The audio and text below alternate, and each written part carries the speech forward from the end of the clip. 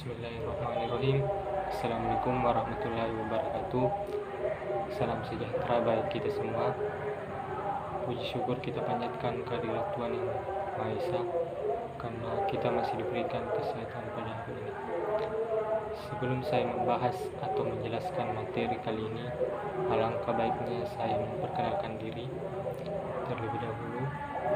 Perkenalkan, nama saya Yuri dari Fakultas Teknik jurusan Pendidikan Teknik Elektronika 1 Universitas Negeri Makassar,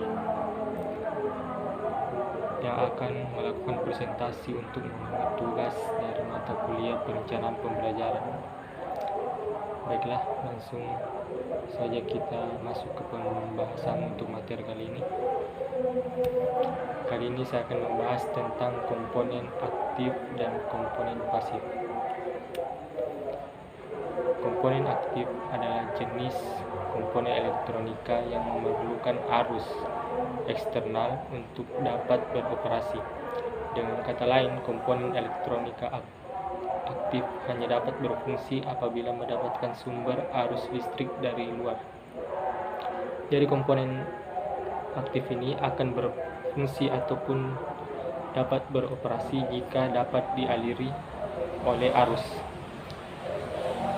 Jadi dapat beroperasi bila sudah dialiri arus, dan arus pun ada tegangan tertentunya, berbeda dengan komponen-komponen yang akan digunakan. Di sini kita ambil komponen-komponen elektronika yang digolongkan sebagai komponen aktif adalah dioda, transistor, IC yang terbuat dari bahan semikonduktor seperti silikon, germanium, selenium, dan metal oksida. Contoh komponen aktif yaitu dioda. Dioda adalah komponen elektronik aktif yang berfungsi untuk menghantarkan arus listrik ke satu arah yang menghambat arus listrik dari arah sebaliknya. Dioda terdiri dari dua elektroda, yaitu anoda dan katoda. Anoda itu positif dan katodanya itu adalah sisi negatif. Yang termasuk dalam keluarga dioda diantaranya seperti LED atau light emitting dioda, diag, dioda zener, dioda penyearah, dioda foto, dioda Schottky, dioda tunnel, dan dioda laser. Contoh karakteristik aktif pada komponen elektronika. Kita ambil contoh dioda. Seperti yang disebutkan sebelumnya, bahwa dioda merupakan komponen elektronika aktif sehingga memerlukan sumber arus listrik dari luar atau eksternal untuk mengoperasikannya. Sebuah dioda yang dipasangkan pada suatu rangkaian elektronika yang telah diberikan arus listrik tidak akan bekerja atau beroperasi untuk menghantarkan arus listrik apabila tegangan yang diterimanya belum mencapai titik tegangan tertentu. Yang dimaksud dengan tegangan tertentu itu adalah tegangan cut-in.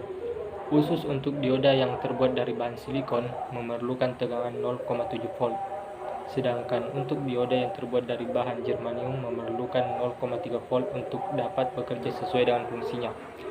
Jadi, jika tegangan cut-in ini atau tegangan tertentu belum dicapai seperti dioda yang memerlukan tegangan cut-in 0,7 volt, maka dioda tersebut belum bisa beroperasi. Jadi perlu untuk dialiri arus sebesar 0,7 volt baru bisa beroperasi. Kita beralih ke komponen pasif.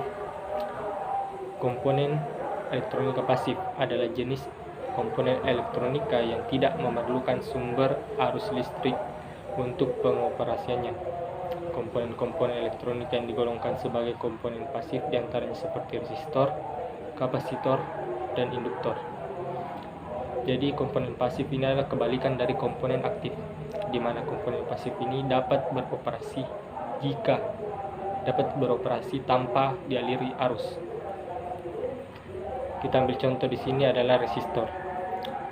Resistor atau hambatan adalah komponen elektronika pasif yang berfungsi untuk menghambat dan mengatur arus listrik dalam suatu rangkaian. Satuan nilai resistor atau hambatan adalah ohm. Bisa dilihat simbolnya.